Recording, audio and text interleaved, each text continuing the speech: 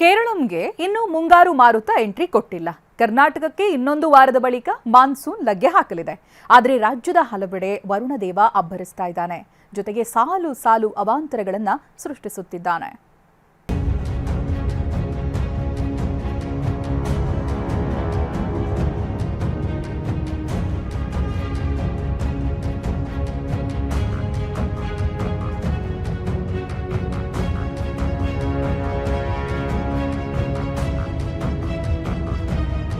ಮನೆ ಮೇಲ್ಚಾವಣಿ ಶೀಟ್ಗಳು ಹಾರಿ ಹೋಗಿವೆ.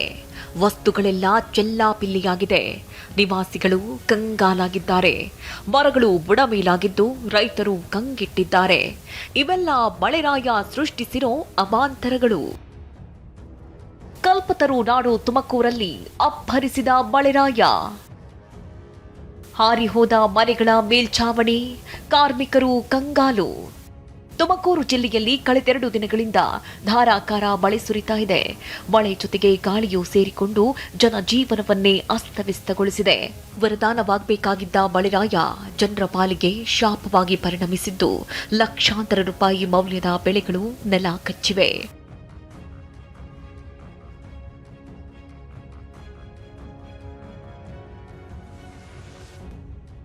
ತಿಪಟೂರು ತಾಲೂಕಲ್ಲಿ ಮಳೆರಾಯ ಅಲ್ಲೋಲ ಕಲ್ಲೋಲ ಸೃಷ್ಟಿಸಿದ್ದಾನೆ. ಹಾಲ್ಕುರಿಕೆ ರಸ್ತೆಯ ಕೆಆರ್ ಕಾರ್ಖಾನೆ ಸಮೀಪ ಗಾಳಿ ಸಹಿತ ಮಳೆಗೆ ಕಾರ್ಮಿಕರ ಮನೆಗಳ ಮೇಲ್ಚಾವಣಿ ಹಾರಿ ಹೋಗಿದೆ. ಕಲ್ಲು ಮಣ್ಣು ಮನೆಯೊಳಗೆ ಬಿದ್ದಿದೆ. ಜೊತೆಗೆ ಮನೆಯಲ್ಲಿದ್ದ ದವಸ ಧಾನ್ಯಗಳೆಲ್ಲ ನೀರು ಪಾಲಾಗಿದ್ದು ನಿವಾಸಿಗಳು ಕಂಗಾಲಾಗಿದ್ದಾರೆ. ಹಿಂಡೆಲ್ಲ ಕದಿಗೆಲ್ಲ ಬಡ್ದು ಒಳಕ್ಕೆಲ್ಲವ ಸೀಟೆಲ್ಲ ಮುಟ್ಕೊಂಬಿಟ್ಟಾರೆ. ನಮ್ಗೆ ಭಯ ಆಗಿ ಎಲ್ಲ ಜನಲ್ಲವ ಫ್ಯಾಕ್ಟ್ರಿ ಒಳಗೆಲ್ಲ ಉಡೋಗ್ಬಿಟ್ಟು ಒಂದು ಮಗಿಗೂ ಏಟ ಐತೆ ಪಾಪ. ಉಬ್ಬಿಗೆ ಇಟ್ಟಿಗೆ ಬಿತ್ತು. ಲಾಸ್ಟ್ ಮನೆಯಲ್ಲೂ ಸೀಟೆಲ್ಲ ಹೊಡ್ಕೊಂಡು ಬಿಹಾರ್ದವ್ರು ಇದ್ರು. ಅವರು ಪಾಪ ಏನಾರ ಇದ್ದಿದ್ರು ಅವರು ಸತ್ತೋಗೋರು. ಅವರು ಹೆಂಗೋ ದೇವ್ರದಾಯಿಂದ ಎಲ್ಲ ಒಳಗೆ ಎತ್ತೋಗ್ಯಾರ. ಏನಾರ ನಾವು ಒಳಗೆ ಇದ್ದು ಎಲ್ಲ ಹೋಗೋರು. ಮನೆ ಮೇಲ್ಚಾವಣಿ ಬಿದ್ದು ಮಗುವಿಗೆ ಸಣ್ಣ ಪುಟ್ಟ ಗಾಯಗಳಾಗಿದೆ. ಅದೃಷ್ಟವಶಾತ್ ಯಾವುದೇ ಪ್ರಾಣಹಾನಿ ಸಂಭವಿಸಿಲ್ಲ. ರಾತ್ರೋರಾತ್ರಿ ಸುರಿದ ಮಳೆಯಿಂದ ಕಾರ್ಮಿಕ ಕುಟುಂಬಗಳು ಸಂಕಷ್ಟಕ್ಕೆ ಸಿಲುಕಿವೆ. ರಾತ್ರಿ ಸಖತ್ತು ಗಾಳಿ ಬಂದು ತಗಡೆಲ್ಲ ಎತ್ತಾಕಿ ಒಂದ್ ಮಗಿಗೆ ಇಲ್ಲಿ ಓಪನ್ ಆಯ್ತು. ಇನ್ನು ತಿಪಟೂರು ತಾಲೂಕಿನ ಬೈರನಾಯಕನಹಳ್ಳಿ ಸಮೀಪದ ಕಣಿವೆ ಬಳಿ ಬೃಹತ್ ಗಾತ್ರದ ಮರ ಬುಡಮೇಲಾಗಿದೆ. ಮರ ಬಿದ್ದಿದ್ರಿಂದ ಸ್ಯಾಂಟ್ರೋ ಕಾರು ಸಂಪೂರ್ಣವಾಗಿ ನುಜ್ಜುಗುಜ್ಜಾಗಿದೆ. ಮತ್ತೊಂದೆಡೆ ತಿಪಟೂರಿನ ಬತ್ತಿಹಳ್ಳಿ, ಗುರುಗದಹಳ್ಳಿ, ಕರಿಕೆರೆ, ಬೈರಾಪುರ, ಬಿದರೆಗುಡಿ ಮತ್ತು ಬಾಡೇನೂರಿನಲ್ಲಿ ಗಾಳಿಯ ಅಬ್ಬರಕ್ಕೆ ನೂರಾರು ಮರಗಳು ಧರೆಗುರುಳಿದೆ. ಅಡಕೆ, ಬಾಳೆ, ದಾಳಿಂಬೆ, ಮಾವು ಬೆಳೆ ನೆಲ ಕಚ್ಚಿದ್ದು ರೈತರು ಕಷ್ಟ ಅನುಭವಿಸ್ತಾ ಇದ್ದಾರೆ. ಮನೆಗಳಿಗೆ ನುಗ್ಗಿದ ಮಳೆ ನೀರು, ರಾತ್ರಿಯಿಡೀ ಜಾಗರಣೆ. ಚಾಮರಾಜನಗರ ಜಿಲ್ಲೆಗೆ ಹೊಂದಿಕೊಂಡಿರುವ ತಮಿಳುನಾಡಿನ ಪೊನ್ನಾಚಿ ಗ್ರಾಮದಲ್ಲಿ ಮಳೆ ಅಬ್ಬರಿಸಿದೆ. ಮಳೆ ನೀರು ಮನೆಗಳಿಗೆ ನುಗ್ಗಿತ್ತು. ಇದರಿಂದ ನಿವಾಸಿಗಳು ರಾತ್ರಿಯಿಡೀ ಜಾಗರಣೆ ಮಾಡುವಂತಾಯಿತು.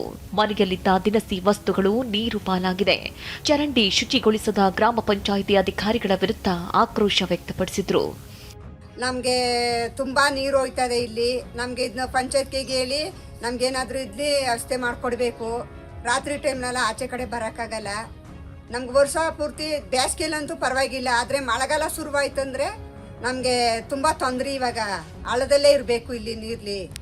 ಮುಂಗಾರು ಆಗಮನಕ್ಕೂ ಮುನ್ನವೇ ಮಳೆರಾಯ ಅಬ್ಬರಿಸ್ತಾ ಇದ್ದಾನೆ. ಇನ್ನು ಮುಂಗಾರು ಮಳೆ ಇನ್ನೆಷ್ಟರ ಮಟ್ಟಿಗೆ ಅವಾಂತರ ಸೃಷ್ಟಿಸಬಹುದು ಅಂತ ರೈತರು ಆತಂಕಗೊಂಡಿದ್ದಾರೆ.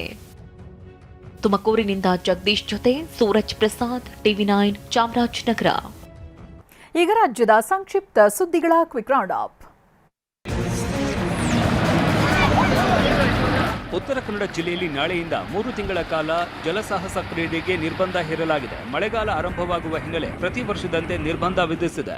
ಜೂನ್ 1ರಿಂದ ಆಗಸ್ಟ್ 31ರವರೆಗೆ ಅರಬ್ಬಿ ಸಮುದ್ರದಲ್ಲಿ ಸ್ಕೂಬಾ ಡೈವ್, ಶರಾವತಿ ನದಿಯಲ್ಲಿ ಬೋಟಿಂಗ್, ಕಾಳಿ ನದಿಯಲ್ಲಿ ರಾಫ್ಟಿಂಗ್ ಸೇರಿದಂತೆ ಜಲಸಾಹಸ ಕ್ರೀಡೆ ನಿಷೇಧ ವಿಧಿಸಲಾಗಿದೆ.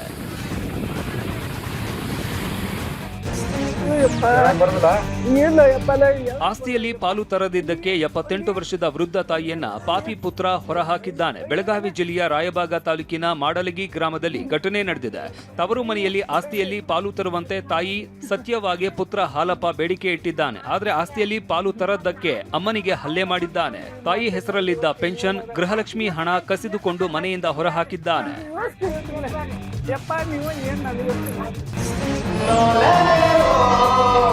ತುಮಕೂರು ನಗರದ ಗುಬ್ಬಿ ವೀರಣ್ಣ ಕಲಾಕ್ಷೇತ್ರದಲ್ಲಿ ಎಸ್ಪಿ, ಎಎಸ್ಪಿ ಹಾಗೂ ಡಿವೈಎಸ್ಪಿ ಸಮ್ಮುಖದಲ್ಲೇ ಪೊಲೀಸ್ ಸಿಬ್ಬಂದಿ ನಾಟಕ ಆಡಿದ್ರು. ಕುರುಕ್ಷೇತ್ರ ಅಥವಾ ಭಗವದ್ಗೀತೆ ಎಂಬ ನಾಟಕ ಆಡಿದ್ರು. ಪೊಲೀಸರ ಬಣ್ಣ ಹಚ್ಚಿದ ನಾಟಕ ವೀಕ್ಷಿಸುವುದಕ್ಕೆ ನೂರಾರು ಸಾರ್ವಜನಿಕರು ಜಮಾಯಿಸಿದ್ರು.